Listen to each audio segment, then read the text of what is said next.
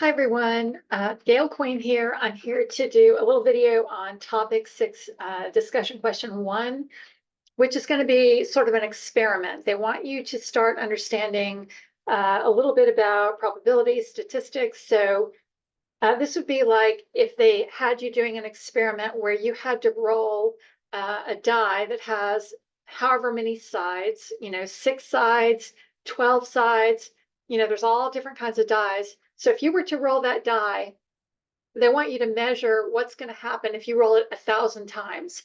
So you have an option. You can literally roll a die 1,000 times and record it, or you could let Excel randomly generate these numbers for you as if it randomly rolled a however many sided die that many times. So the Excel is going to do the work for you, and we're just going to analyze the results. Okay, so that's kind of what we're doing. So when you go over, we're going to go down to the bottom tab here and hit Probabilities, or POBS. And so this is what it looks like, and you have to put your name in order to make the sheet work. So I'll just type in my name and hit Enter, and it opens up the sheet and it puts some numbers in there for you. So one thing that it puts in, and depending on your name, it's going to give you different numbers than what you see on the screen here. But for me, with my name, it gave me in here the green cell A4, 14. That's the number of sides to my die. So my die has 14 sides to it. And I have 2 different tables here. One is in column C and one is in column D. And so table number 1, this is going to be the first experiment. We're going to have 1,000 rolls of this 14-sided die. For table number 2, column D, we're going to have 4,000 rolls of this 14-sided die. So what this table, what column C and D are going to do, they're going to fill in what you actually roll on any given roll. So notice on column B, it says roll number 1. I got a 3 for table 1. I got a 10 for table 2. Well, I just need to take this number for table 1, and I've got to copy this formula down 1,000 down. Now you can copy, like you can click copy and then you can start highlighting down like this, but you got to go all the way down to 1,000, and I'm frankly too lazy to do that. So there's a better way to do that. All you have to do to make this copy down 1,000 is go, and actually I'm going to do both of them at the same time. Let's go with your mouse and highlight both of these cells, C4 and D4. So they're both highlighted. And then you're going to go right here where my mouse is. Do you see how my cursor turned into that black plus sign? So we're at the bottom right corner of these highlighted cells, and there's that little tiny box. So we're going to put the cursor on there, and all you have to do is double click. So click twice really fast, and it's going to literally fill in. So now if you were to scroll down, I could scroll all the way down. I'm not going to go down that far because I'm too lazy, but you could go all the way down, and in column C, it's going to go all the way down to 1,000 rolls. And in column D, it's going to go all the way down to 4,000 rolls. So you have all of this data now as if you actually literally rolled that die. Now, there are some little errors here, a little error message. So see that little caution sign? We're going to click on that, and we're going to say ignore the error. And it should, well, I thought I was going to take all of them out, but just kind of ignore those little green triangles there. They're not going to be a problem. Okay, so I've got the data now as if I rolled the die. So now we need to go back and do some analysis and do some probability. So there are 2 tables that we're going to use to fill in this data analysis. Table number 1 is up here, okay, where my mouse is circling around. And table number 2 is exactly the same format. It's just down here. The only difference between table 1 and table 2 is up here at the top, table 1 has 1,000 rolls. If you scroll down, you can see that table 2 has 4,000 rolls. So let's start by filling in this information up here at the top. First of all, in the table itself, we have the outcome. This means this is a number on the die. So for the 1,000 rolls, I want to know how many times did I get a 1 that came up on the die, and that's what the frequency is. 83 times out of the 1,000 rolls that it generated, 83 times I got a 1.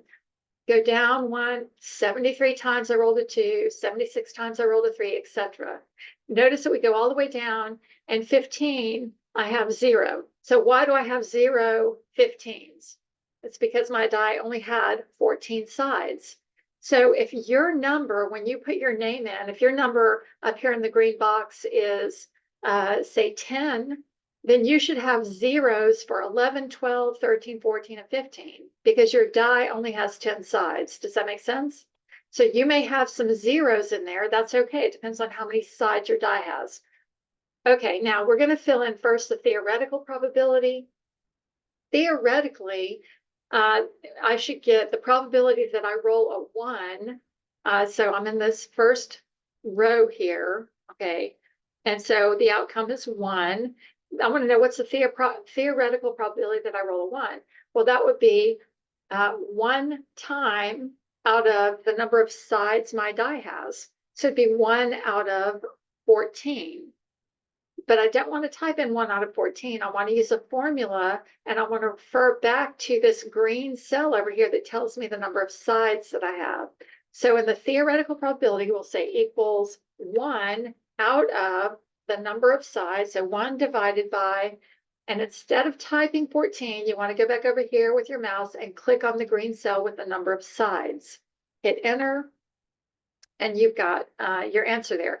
Notice that the answer turned green. If I had the wrong answer there, then I would get a red number instead of a green, but the green indicates that that's correct. Now I want to copy this down. The same would be true for 2, 3, 4. It's going to be exactly the same probability. If the die is a fair die, I have an equal probability chance of getting a 1 or 2 or a 3 all the way down to 14. So these numbers in the theoretical column should be exactly the same. So I can copy and paste this down. However, I need to be careful, because I'm still, for every one of these, when I copy the formula down, it's going to copy it relative. And I don't want it to do that, because this 14 over here in the green cell, I need to lock in that cell and divide by that 14 in the green cell every time. So we're going to go back up here to where we typed it in the first time. And we're going to go up to the formula bar and put your mouse there and put a $sign in front of the A and a $sign in front of the 4.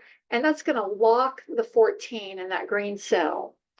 Okay, now that I have it locked in, now I can either copy and paste it, or you can grab the little green square at the bottom right corner and just drag that down. Now I'm only going to drag it down to 14. And I'm not going to put anything in this line for 15, because my die doesn't have a 15. If your green box number is 10, then you would drag this down only to 10 and you would stop.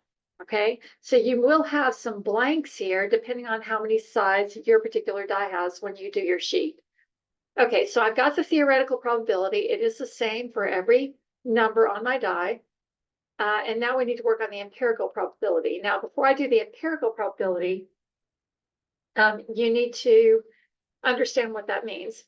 This means, theoretically, all of them should have the same probability, but I know in real life that doesn't really happen. In real life, we can measure the probabilities by looking at the number, at the outcome of our data. So the empirical probability would be literally the number of times I rolled a 1, which is 66 times, divided by the number of rolls that I did, and that's 1,000. Now, here's one little check that they put into this sheet to make sure that you actually do have data for 1,000 rolls.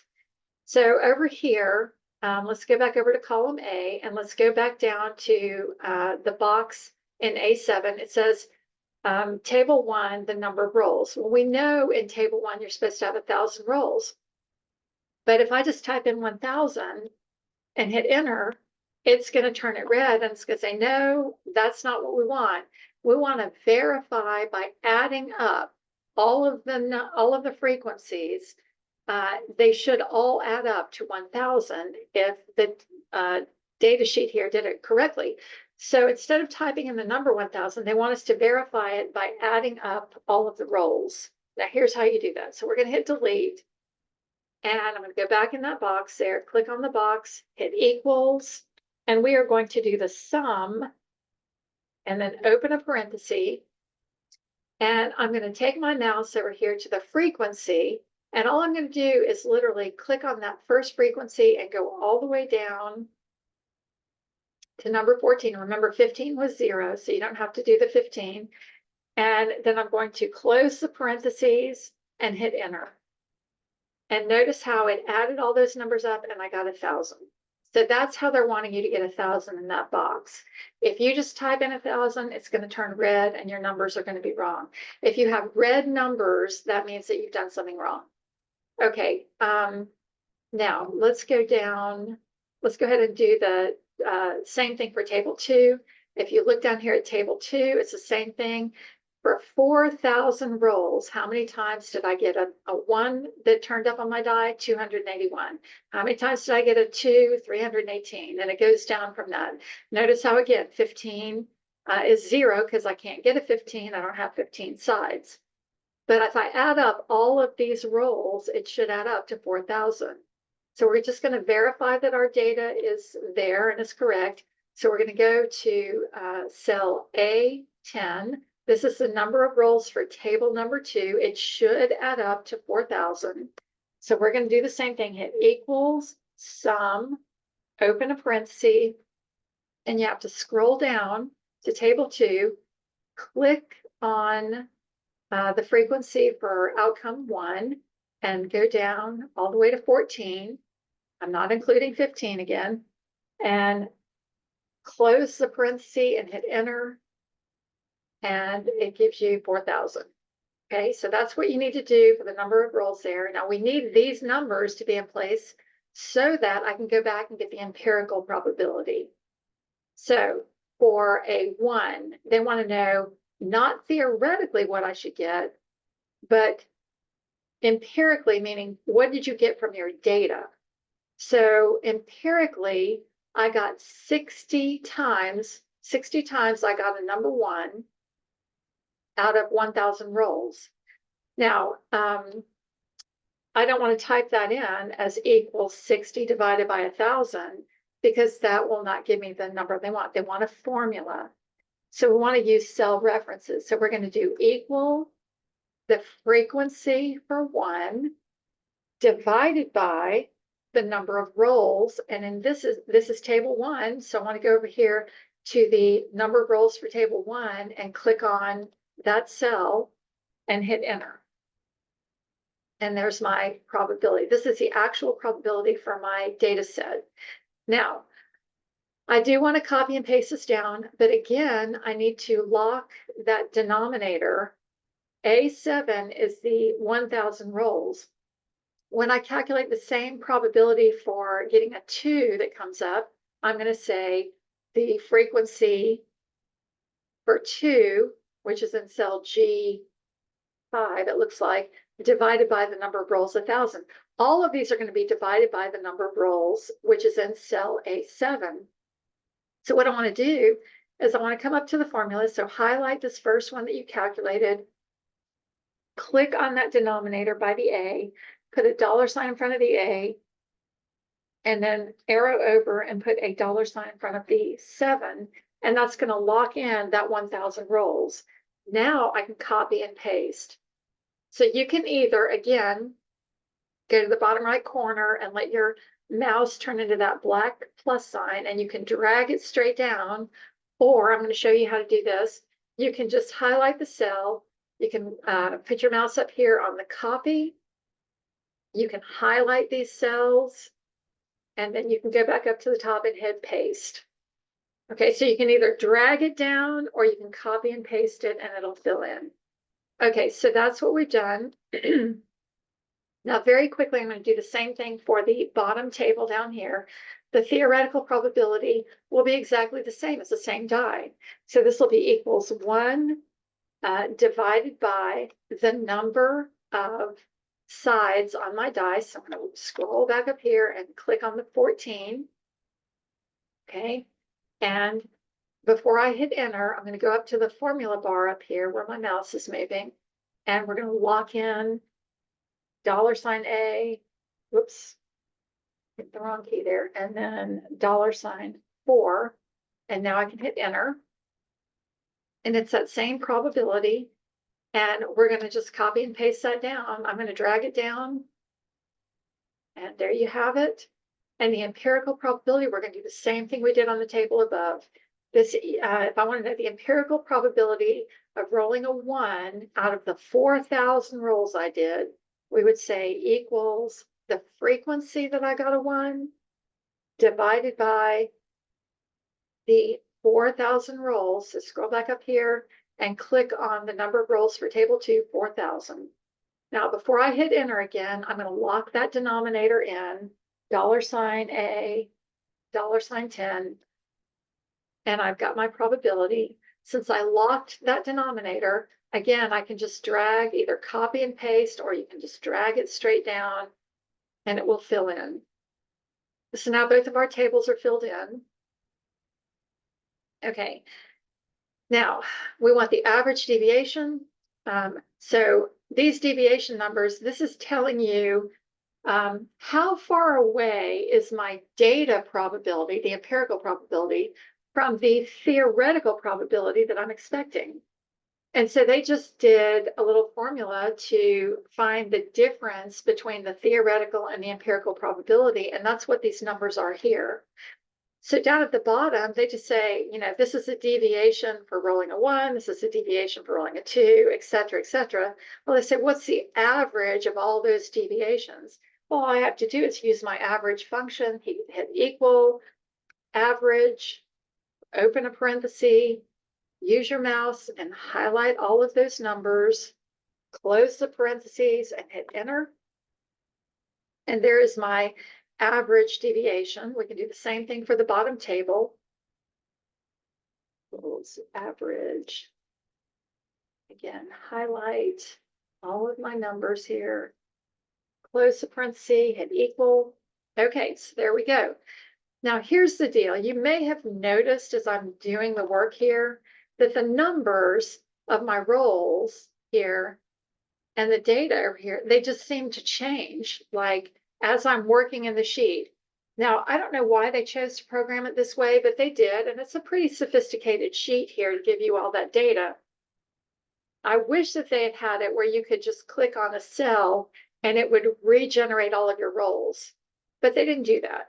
Instead, every time you enter something new or you change one of the values of the cells that we've been working in, if I change anything, basically the sheet says, we're going to redo it. We're going to redo all of the rolls. We're just going to put new numbers in all of the rolls.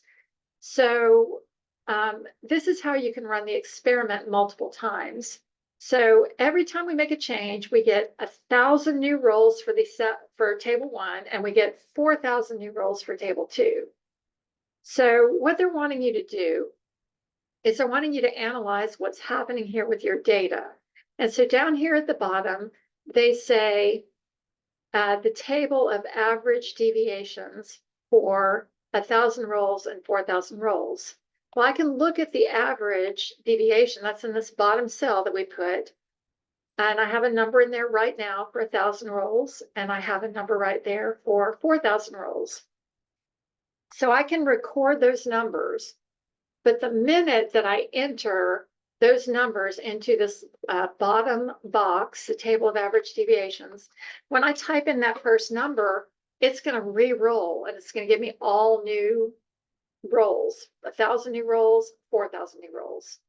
So what you have to do here is you're going to need to get a sheet of paper, a little scratch paper, and just write on the scratch paper, kind of do a mimic of this. So I want you to write 1, 2, 3, 4, 5, and then at the top, you have to have 2 columns for these 5 different rolls, 1,000 rolls and 4,000 rolls. So kind of set that up on your paper. I'm going to go ahead and center these. Okay, so right now, let me go back up here. Let me minimize this a little bit. Okay, so I want you to be able to see the bottom of table 1 here. The average deviation is 0.0073, and the average deviation for the 4,000 roll table is 0.0037. Okay, so I am going to jot those numbers down. All right, so let me get my paper ready here because this is live and I'm having to do it just like you would. All right, so I've got 1,000, 4,000, 1, 2, 3, 4, 5 on my paper. And under roll number 1, 1,000 rolls, we're going to write our average deviation 0.0073, and 4,000, that's the number down here, 0.0037. Okay, now I had to write it down because I can't remember. So I just jotted it down. Now I'm going to go down here to the green table, and under 1,000 rolls, I'm going to type in 0.0073, enter. And notice how now the numbers are different, right? I have a different number now in average deviation for both of those. So that's why you jotted it down. Go to the number you jotted down for 4,000 rolls. It was 0.0037 for me. Hit enter. Okay. And now I'm going to rewrite. I'm going to go to roll number 2. I've regenerated all the new rolls. So now I have a new average deviation for table 1 and a new average deviation for table 2. So jot those down. So my second iteration, my average deviation for table 1 is 0.0035. And for table 2 is 0.0020. Those are the numbers I have on my screen. So I'm going to go down in the green table here to the second iteration. For 1,000 rolls, 0.0035, enter. Click on 4,000 rolls and do 0.0020. Okay. And then you do it, you keep doing this. So we've got to do it 5 times. So now I've got, again, new numbers up here in the average deviation for the top table and bottom table. Jot those numbers down, 0.0068, 0.0038, and we're just going to keep doing this. 0.0068, tab over 0.0038. If you can remember the numbers and you're in Talk Cotton, I just jotted down because I just probably wouldn't be able to remember them. Okay, so 0.0052 for the top table, 0.0029 for the bottom table. Right.